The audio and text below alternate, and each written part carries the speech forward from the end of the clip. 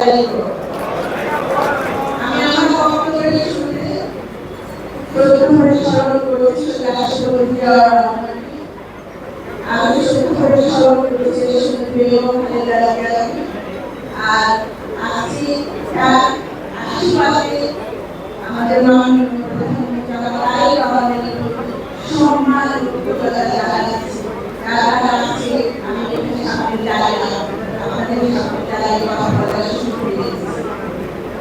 সম্মানিত উপস্থিতি, আমাদের দীর্ঘ 17 বছরের আমাদের কথা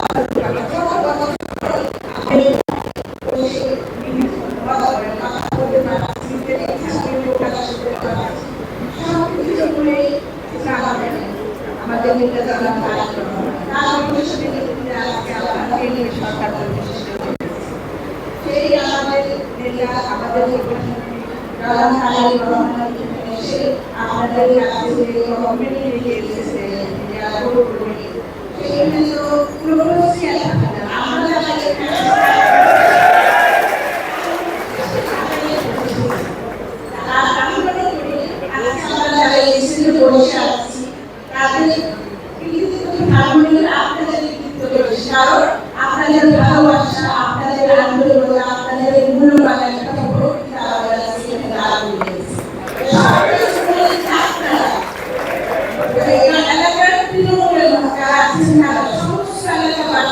আমাদের এই আমাদের প্রথম কাজ হবে যে কমিটমেন্ট আমরা আপনাদের জন্য সেটা পূরণ করা। এটা আপনারা দেখেছেন বিগত মাসের কাছাকাছি আমাদের এই সরকারের বর্তমান সরকারের বয়স চলছে। এর মধ্যে আপনারা দেখেছেন আমাদের প্রধানমন্ত্রী সাধারণ মানুষের জন্য কাজ করে যাচ্ছে। আপনারা কিছু আগে দেখেছেন কালামি আগে দেখেছেন প্রোগ্রামে এলাকার মানুষের জন্য আমাদের উন্নয়ন হয়, এলাকার সমস্যা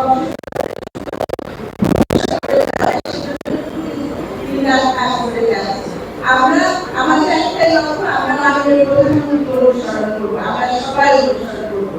আমরা যদি কাজ বুঝতে পারি, আমরা যদি কারিগর স্পন্দন বুঝতে পারি, দেশ কিভাবে ভালোবাসি সেটা যদি বুঝতে পারি, তার দেশের যদি আমরা কিভাবে ধারণ করতে পারি, তাহলে এই বাংলাদেশ আমাদের বাংলাদেশ কোনো সময় লাগবে না। আমার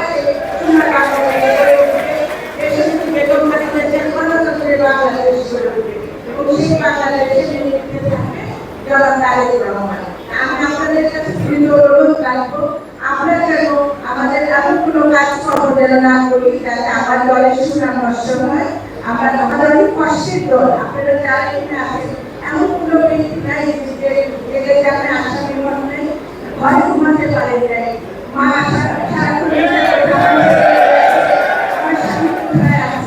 কত মানুষ আমরা হারিয়ে ফেলেছি। এই কষ্টের বাংলাদেশ, এই যে আমার বিএনপির বাংলাদেশ, আমাদের বাংলাদেশ, দেশে বেগম খালেদা জিয়ার বাংলাদেশ, জনাব তারেক রহমানের স্বপ্নের করা বাংলাদেশ, আমরা হৃদয়ে ধারণ করি। আমরা সবাই মিলে একসাথে ঐক্যবদ্ধভাবে এই দেশটাকে গড়ে তোলার জন্য কাজ করব, উন্নয়নের দেশটাকে আমরা গড়ে তুলব। আজকে এখানে এসেছি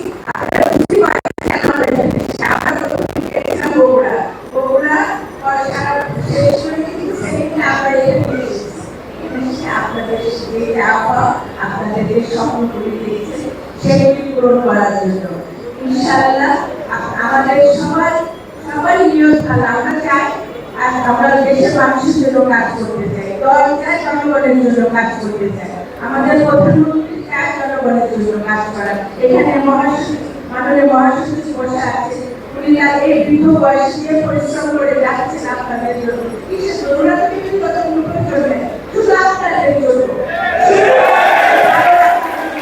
আপনাদের সরকারের শিক্ষা পরিবেশ করার জন্য বিশ্ববিদ্যালয়ের কথা বললেন, হসপিটালের কথা বলছেন, সেটা আপনাদের জন্য, আপনাদের সন্তানদের জন্য, আপনাদের সন্তানদের সুন্দর ভবিষ্যৎ করার জন্য।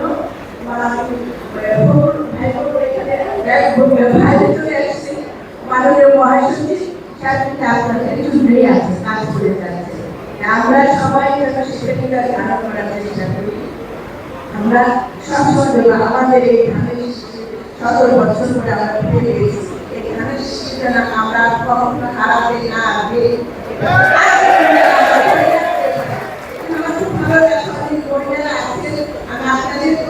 অনেক কৃতজ্ঞ, ধন্যবাদ জানাবো।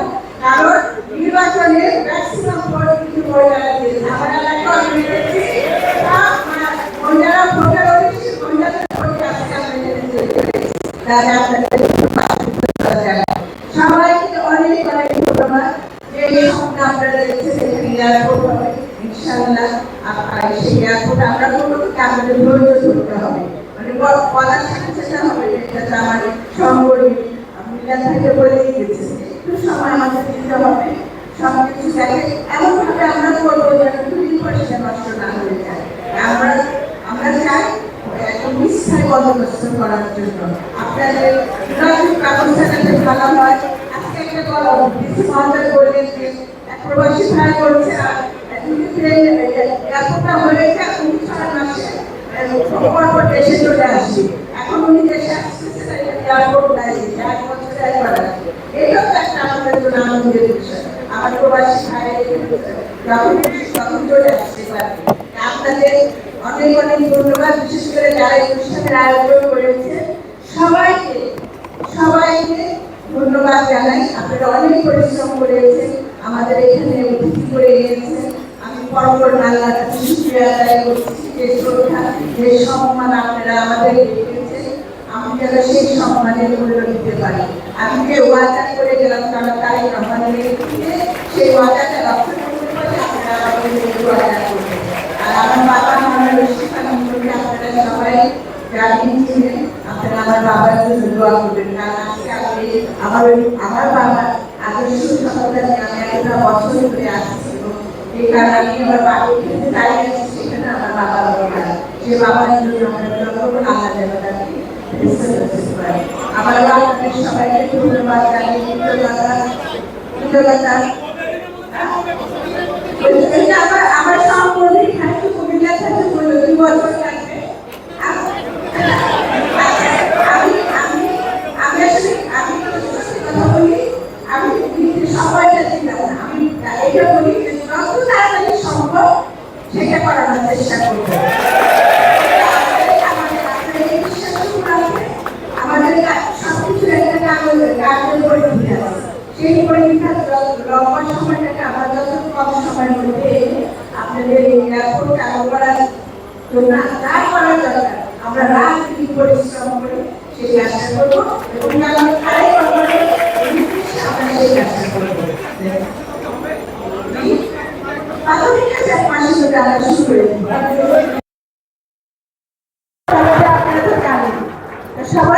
সবাইকে আবারও ধন্যবাদ জানিয়ে, আর বিশেষ করে মাননীয় মহাসচিবকে ধন্যবাদ জানাই যে ওনারা আপনজনে আমাকে এখানে ডেকেছেন, এত বড় সম্মান হয়েছে। আপনি আমার জন্য দোয়া করবেন, আমি যেন আপনার কথার মতো কাজ করতে পারি, আপনার মতো করতে পারি।